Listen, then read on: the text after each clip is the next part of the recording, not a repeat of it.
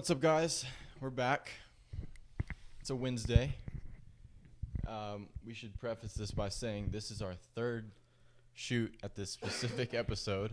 We had some technical difficulties, so if it ever seems scripted, it's because Yeah, that's the reason why. we've already talked about it. But There's anyway, bags under my eyes. I'm tired. we got 4 segments today. 3 of them are new. The first one is a familiar one you guys are familiar with. David has the Spider-Man mug. If you can't see, Shout out. on the video version on YouTube, he has a Spider-Man mug. I love Spider-Man. All right. The first one we're going to start off, Dave's fantasy segment. Boom. We do it every week, every Wednesday. It's a staple now. It's going to be a staple. It's So, going to be a name on the Dave- Walk of Fame. We said 2 starts and 2 sits for this upcoming week 2 of fantasy. And then give me a good waiver wire pickup after that. All right. But let's see. 2 starts, 2 sits. All right. Go ahead. Give me your first. We'll start with a start. Yeah, I guess Give me we'll a start. Okay. Start Najee Harris. Okay. The reason why is because Jalen Warren, he's out with hamstring. Jalen Warren's hurt. Now He's he can get getting the touches. all the touches. In my opinion, it should be a game to where they're up early. Or if they're not up early, they're going to be up at some point. So I think he's going to have a lot of chances to be getting the ball. Because, they're not going to be, wanting to air it out if they're up. Yep. Especially by, more than 2 touchdowns. If it's a 2-possession game, they're going to be feeding him a lot. So that's one of my starts. And another one of my starts, when we look to the notes here. You got it. You know who. We've done this 3 times. Yeah, no kidding. J.K. Dobbins. Okay. J.K. Dobbins with the Chargers. Last week put up a great performance. He's looking healthy. He's looking good. Of course, they're playing the Carolina Panthers, so that helps. Mm-hmm. You always want that in somebody in your fantasy team. They allow the 5th most PPR points to enemy running backs. Okay. So anyone against the Panthers, if you have someone that's on the Chargers, stick them in there. Just start him. Okay. That could have been your start. The whole Chargers. Yeah, offense. the whole Chargers offense. But yeah, we saw what Derek Carr did to him last week. it's kind of the name of the game. You got the Panthers defense and you got the Broncos defense. So what are your sits? my sits are, one is Zamir White. Okay. Zamir White looked. Alexander Madison took the majority of the touches. Right. He scored. Took the score away. But Zamir White did not impress me at all. Looked better. Didn't impress me. So I'm not. He's on the bench probably for the rest of the year. But especially for this game, he's playing the Baltimore Ravens. They don't even let up 20 points per game, and that's just all-time scores. So that's not somebody that I'd want, on my team, or at least on the starting side. And then another Don't start sit. Zamir White, please. Another sit is George Pickens. Okay, they're going up against the Broncos, like I said earlier, with Najee. But let's talk about Pat Surtain, dude. Okay, I think he's... So let's be clear. You're starting Najee because they're playing the Broncos. And I'm not starting Pickens because they're playing the Broncos. Right. Okay. That's how much of a difference maker Pat Surtain is, and I don't think anybody can argue with that. Right, he held DK to what? DK clamped him up. He clamped DK up. Right. He got maybe like 3 or 4 targets. Mm-hmm. So obviously he's doing something right out there. And I think DK's a better receiver than Pickens. So Some people disagree. I think Pickens is a wide receiver 2. on the Steelers, No, on the Steelers he's the 1, but I think he is a receiver. I think he would excel in a role as a 2. yes, yeah, I see what you're saying, absolutely. But yeah, but he's not. So they're Right. gonna have Surtain on him all night. Yeah. So yeah, he's a risky guy to have on there. I wouldn't have trust in it for him to be a boom player. So I'm on the bench. All right, and now give me one waiver wire pickup that you saw from week 1 that you think he's sitting on the waivers. I think the best one I saw is Jordan Mason. Jordan Mason. That's coming because Okay, McCaffrey. what if McCaffrey comes back. Well, the thing is with McCaffrey, I think the San Francisco 49ers are looking at it like, okay, what type of performance did we just put on against a great defense without Chris McCaffrey? They put on a good performance, right? Especially Jordan Mason. I think that's the most they've ever handed the ball to anybody. So, Jordan Mason's performance makes you think, how important is McCaffrey if they're able to just plug someone in and run with that offensive line? right. I mean, it showed that he wasn't that. I mean, I don't think any running back is, but it's kind of hard to say McCaffrey isn't important though, just because the name associated with him. He's not. That's what it looked like. But I think I mean, is he a playmaker? Yeah. Is he gonna score for him and put points on the board? Yeah. Is he the difference maker for the team? I wouldn't say so. I mean, I think if you take him off the team, they don't go to the Super Bowl. Really? You don't think they would have won? Let's say they had Mason. Then they had Mason against the Jets. He did well. Right. If you had McCaffrey, do they just do even better? Like, yes. I think it's not even a game if McCaffrey's in. It wasn't a game, but at one point it was a game. Yeah, at one point. Yeah, I think that wouldn't even be a slight chance. Dude, I think if you take McCaffrey out, they still – let's say they win 12 games this year with McCaffrey. How many do you think they would win without McCaffrey? It depends on their schedule. I mean, if you're looking at – when you're looking at crunch time games, if they're playing the Lions, I promise you what happened with the Jets wouldn't have happened with the Lions. Look, I know you're not going to agree with this because you're not a Brock Purdy guy. Right. But I would take Brock Purdy. You think he's the most substantial player on the team? I mean, we hear it all the time, dude. He's the most important. If you take McCaffrey off the team, and you put in Jordan Mason, right? It's less of an impact than if you took out Purdy and put in someone with just an average quarterback. But you think Purdy is an average quarterback?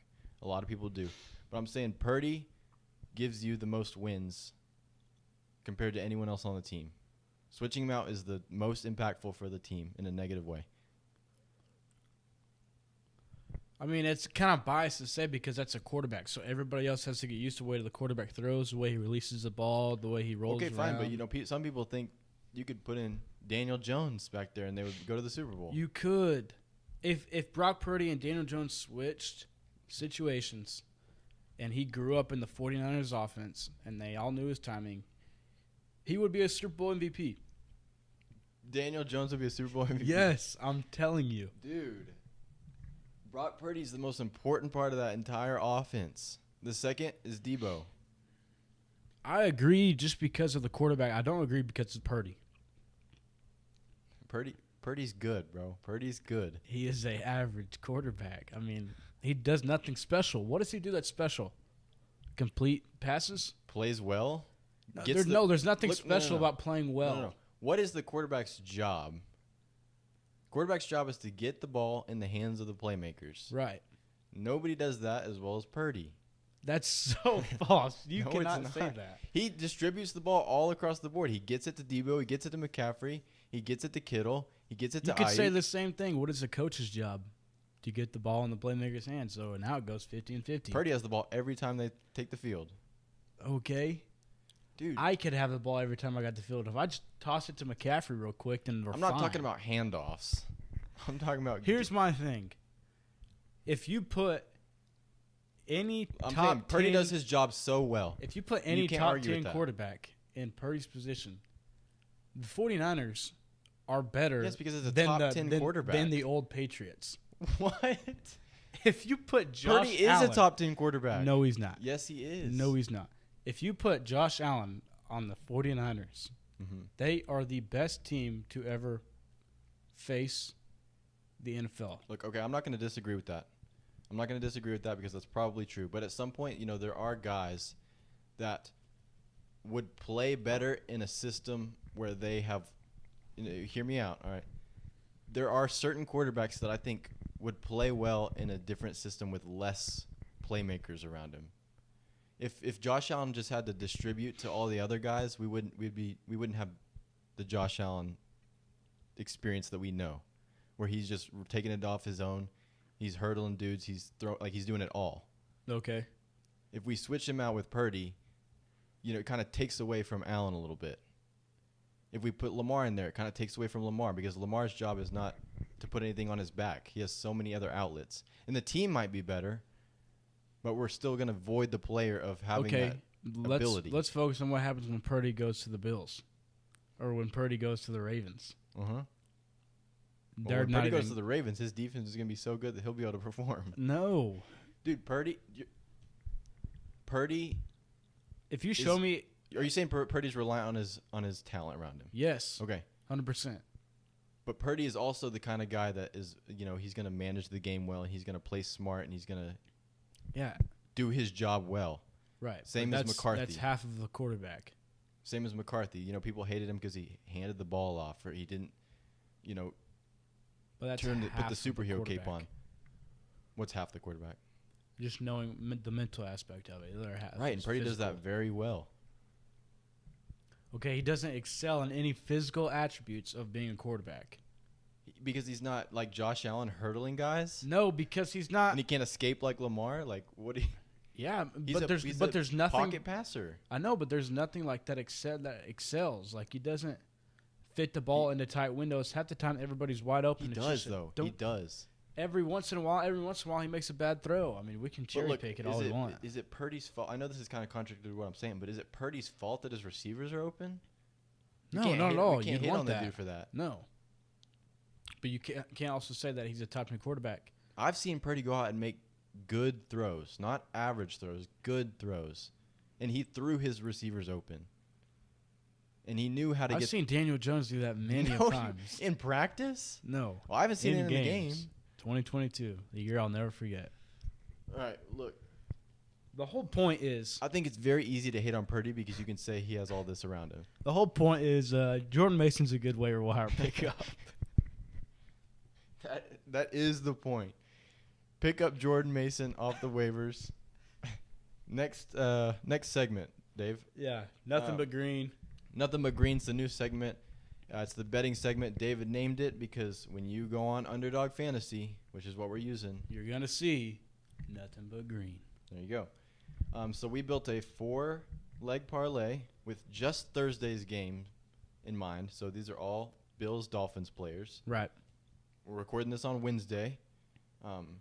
It's going to come out today or tomorrow, so you'll be plenty of time to put this in before the game. So first off, we're going to start our first leg. James Cook over 14.5 rushing yards. This is because, Allen's dealing with a hand injury. Yep. There's some familiar faces in the Dolphins secondary. Jordan Poyer. Jordan Poyer knows Josh Allen quite well from his days in Buffalo. He should. Or he should. So Dolphins have a decent secondary, decent defense. So James Cook is going to get a lot of volume. And then against the Cardinals, he had 19 Yeah, I was carries about to say. I already. think it showed last week how much. So I think they like, they like to feed him a lot. I think could easily be a game where he has 20 plus. Yeah. And the only negative I can see so far that could interrupt this is if they want to get Ray Davis involved a lot, which I don't think they would yet. Maybe down the line they would try and get him more involved, but I think for now it's still the James Cook. It's still going to be his carries and his volume. So James Cook over 14.5 rushing attempts. We think they'll pound the ball with James Cook. Second leg, we got Tua over 33.5 passing attempts. So another just attempts. All they got to do is throw the ball. When we were building this, we thought, what was this game going to be like? We both agreed. We think high scoring, a lot of volume, a lot of passing yards. I mean, you have Tyreek Hill, Jalen Waddle, all these Tua deep loves threats. to throw the ball. They throw it with him a ton. And then you have Josh Allen, who doesn't back down from anything, and he's going to score somehow, some way. And then so Tua over 33.5 passing attempts. This is also largely because the Dolphins' backfield is very injured. Right. There's a lot of question. Yeah, marks. I don't think they're crowded, gonna. and it's not a good situation. Yeah, Mostert's already been ruled out. Mostert's out. A-Chain's a game time decision. You know how those go. So Jeff Wilson, the veteran, is going to have to step in, but I'm still taking Tua over 33.5. I think he had 39 last week against the Jaguars. Yeah. And that was a low-scoring game. So. And then going along with that, our third leg, Tyreek Hill, anytime touchdown. Yeah. Never scared to bet on that. It's hard to not bet on that, especially when we think someone's going to score. We don't think Jalen Waddle's going to score all the touchdowns. Tyreek's going to have to score. He's probably going to score an 80-yard touchdown in the second quarter. Yeah, I mean, the no running back room just helps that case even more, too. So those kind of go hand in hand right there. And then our last one, as we said, we're doing this on Underdog. There is a free bet on Underdog, and it's a 0.5 yards for Josh Allen, so it's a free bet, unless, you're Aaron Rodgers from last year. Yeah, no kidding. It's tough. But Josh Allen over 0.5, so a free bet there. Or if that's not available, I think there's a timer on it, so by the time you get there, it might be gone. If you need another bet, we give you a bunch of reasons why to pick Josh Allen under on passing yards. Yeah, no kidding. But we're not going to do that. Josh Allen over 248.5 passing yards. It's Josh Allen. We think it's going to be high scoring. 240 for Josh Allen. It's pretty low, I think. I think it's and I think we looked it up. I mean, the past four games. Past 4 games, he hasn't had below 300. Yeah. So against the Dolphins. And I think both of them can coincide. You know what I mean? Like James Cook with the rushing attempts and him with the passing yards. Yeah. Just because, he could have. It's a Josh Allen experience, like you like to say. It's a Josh Allen experience. He'd get 100 yards in a quarter. You never know. So he'll get 100 yards a quarter. Wouldn't be surprised. So that's our 4-leg right there. There also is on Underdog a CD Lamb 0.5 free bet as well. So if you want to turn this into a 5-leg, go ahead. You can mix and match these, but those are our best bets for the night, for Thursday night, in our new segment called Nothing But Greens. And if you're audio only, David just did a jump shot. Yeah, and All I right. greened it. Our next segment is a brand new one as well. It's called Kade's Top 5 List, and it's exactly what it sounds like. So each week or so, I'll put together a top 5 list of various subjects around the league. This week it is quarterback, wide receiver duos for this season. So this is all projected for this season only. So it's not all time. It's not last season. It's projections for the 2024-25 season. Right. So starting off at number 5, and this goes worst to best, we have Jalen Hurts and A.J. Brown. And what I'm doing when I'm ranking these is I'm ranking the connection, but also how good each individual player is, within their positional group. So I think Jalen Hurts and A.J. Brown are 2 guys you can label elite. And, this surprised me. I thought that they would be higher when I just first thought of, quarterback wide receiver duos. Right. But I like Jalen Hurts. I like A.J. Brown. The only reason that this isn't higher, I think, is I like Devontae Smith a lot. And so I think he does take away from A.J. Brown. It helps the Eagles, though, so, and it helps Hurts. But they come in at number 5. All right, number 4, we're going to stay in the same division. We're going to head over to Dallas, Dak Prescott and CeeDee Lamb. The only reason this isn't higher is because I'm not a big Dak guy. I don't think anybody should be a big Dak guy. Well, Cowboy fans are, and they'll agree to you that he was worth the $60 million a year. Okay. And I won't. CeeDee Lamb, obviously an elite receiver. I think him and A.J. Brown are actually closer than people might want to expect. I know he had a better year last year. I think CD has the edge there. But it's again, you can also argue that Devontae Smith is taken away from A.J. Right. Absolutely. Brandon Cooks is probably taken away from CD quite a bit, though. I mean, whatever you want to say. And what do you think of their connection, though?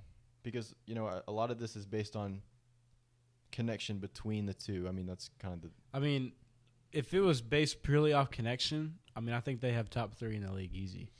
All right, well, they come in at 4. I mean, you have to think about it, dude. But let me give you the next 3, and then you maybe... That's what I thought, too.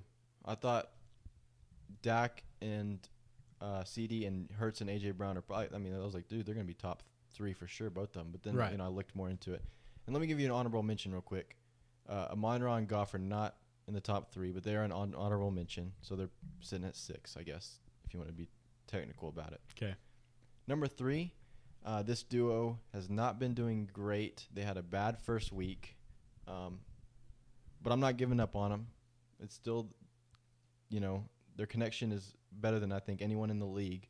It goes all the way back to college, and it's Joe Burrow and Jamar Chase. I don't think you can deny the connection there. Go Tigers. If Chase wants to, decide to play a game and not, mess around with any of that, they could get back on track, and I think they will. But number 2, so Joe Burrow and Jamar Chase, number 3. Right. Number 2 is one that I think people are either going to love or hate, and it is Matthew Stafford and Cooper Kupp. Now, again, this is... I don't hate that at all. This is off of 2024, like this season. This Yeah, upcoming you're season. projecting it, right?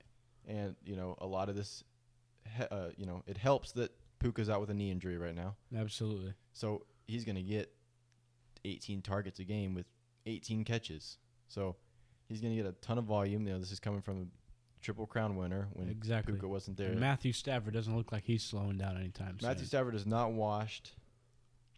Doesn't look like he's going to be he got a couple good more years in him. Absolutely.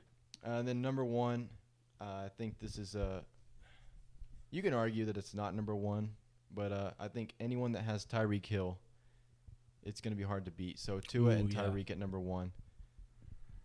I mean, this could be a record-breaking year for Tyreek. He could, hit the 2K. If he doesn't get arrested.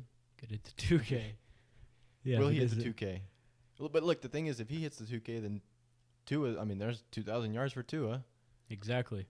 The only thing, if you're going to argue that this isn't top one, it would be based on, I don't think that they have the best connection. Yeah. But I think they're definitely, it's getting better and it's progressing. But I still think they're number one. I think anyone with Tyreek's number one. A couple years ago, him and Mahomes would have been undoubtedly number one. So, yeah. I think Tyreek gets it. I think any year within the next 3 to 5 years that he has a full healthy season, he's going to get 2,000. Tyreek, yeah, full healthy season. He plays all 17 games. All 17 games, he's getting 2,000. His quarterback doesn't get hurt. No stipulations. I know that's hard to say in the NFL, but nothing happens. I think he would have gotten it last year if he didn't get hurt. And he was on pace. All right. Well, that concludes the top 5 list. We'll be back next week with something else. But it's time for the last segment of the day of the podcast. We got another brand new one. We're pumping out new segments. And this is a rookie draft. So what it is, it's pretty simple. We can only draft rookies, taking turns, me and you, one at a time. Spider-Man mug. We're taking turns one at a time. We got one quarterback that you have to draft. These have to be rookies. Only rookies. So, you have 3 options at quarterback. Right. Really it's a fantasy draft, mind you. So, a quarterback and 2 flex. So, that can be anybody's that's getting the ball. Running backs, tight ends, receivers. Okay. Just not another quarterback. So, 3 players total. The way the scoring works is if your quarterback has more than my quarterback, you get a point. If your first flex has more than my first flex, you get a point. And then whoever, has 2 points pretty much. Okay. So, I'll give you the honors of going first. You can start off with your quarterback. You start off with the running back. I don't know where you're going to head, but go ahead. All right. I may be a little biased I wonder here. where he's going. Malik Neighbors. Okay. All right. Last week he had 66 yards, which would have been. Are we doing 6.6? You want to do PPR? Let's do decide now. PPR. Okay, PPR. That'd have been 11. I think he had 5 receptions, 6.6. Okay, yeah. Let's do PPR. Okay. So Malik Neighbors first off the board. He's getting fed right now. 5 the Commanders. 5 receptions, bad pretty nice. secondary. Bad secondary. I like it. That might have been my pick actually, but I'm gonna go to another favorable matchup. They're playing the Panthers this week. I'm gonna go Lad McConkey and the Chargers. We just talked Great about pick. Put the Chargers in the starting lineup. So I'm gonna Absolutely. go McConkey. He scored last week. He did. He looked good. He looked quick. So I'm gonna take him first. He looks like a clear wide receiver 1 to me. Well, if Palmer's gonna fight and get ejected every game, then he'll have to be. Exactly. So you're up. Second pick. You can take your quarterback. I'm not. I'm gonna wait on a quarterback. Okay. I'm gonna go tight end Brock Bowers. Brock Bauer. He had a good game last week, and people may say, "Oh, he's played in the Ravens." Well, that doesn't scare you? no. Ooh. I think they can do certain formations or whatever to get their tight ends open. They have 2 tight ends, Michael Mayer and Brock Bowers, and then you have to account for Devontae Adams. So I think he'll be able to sneak in and get some passes caught. I like that pick. That was definitely on my radar. Now I get my choice of any flex that I want. So I should probably go quarterback here. You know what? I'm gonna go Jaden Daniels this week. just solely based on the fact that I think I think he performed the best out of the rookies last week. I think he had the most fantasy points. I would say so. So I think the Giants might get after him with their pass rush. They got Brian Burns. Their offensive line is still terrible. Right. Jaden Daniels is going to have to run. I think he's going to turn it into points with his legs. So I'm going to take Daniels as my quarterback. So now you have your choice of quarterback. And I think the only choice is Caleb Williams. You can go Bo Nix. I'm not going Bo Nix. Okay, TJ Watt is going to eat him. All right, the Bears are playing the Texans. Man, that's what you got to ask for, though. Just come out there, and it's going to be a showdown. C.J. Stroud and Caleb Williams going at it point for point. Let's go. I'm there. All right, so you take Caleb. So I have my choice of anybody I want. I'm gonna. This might be a little risky. I'm gonna pass up on Marvin Harrison and his. 4 yards last week. That's scary. 1 reception. He had a drop too. It was a bad drop. I'm gonna take. We just talked about it. We think it's gonna be high scoring. Someone has to score. I'm gonna take Keon Coleman. Let's hope he takes some initiative, steps into that wide receiver 1 role. I think he looked decent last week. I'm going to hope for that too, though. You have him on your fantasy team? I have him on my fantasy team. So we're going to go Keon Coleman, Ladd McConkey, Jaden Daniels. That's the winning squad. We'll be back on Monday, and we'll... I don't know if you have to throw a winning squad in there. Well, Caleb might get eaten. Pretty good. He might get eaten alive by the Texans. I hope he doesn't. He's a baller. He's a big-time playmaker. It's in his blood. All right, well, that's all we got for this episode, this segment. So absolutely, we'll be back Friday with our game picks, more bets, more nothing but greens. We're gonna show you a screen of nothing but green on Friday after this Thursday game. But I'm excited to watch this Thursday game. Absolutely, it's gonna be a big time game. Okay. But that's all we got, David. You got anything else? Check out the socials. Yep. The Instagram, the TikToks, the YouTube. Subscribe to YouTube. All of it. If it's social media, search up the Draft Room Podcast, Draft Room Pod, something along those lines, and click on our faces. At the Draft Room Pod, at the Draft Room Podcast. Leave us a review. TikTok, Instagram, Twitter, X, whatever you want to call it. Yep. Apple, all of it. Spotify. Subscribe on YouTube. You get the gist. Absolutely. David, you got anything else? We'll see y'all next time. All right. We'll see y'all next time.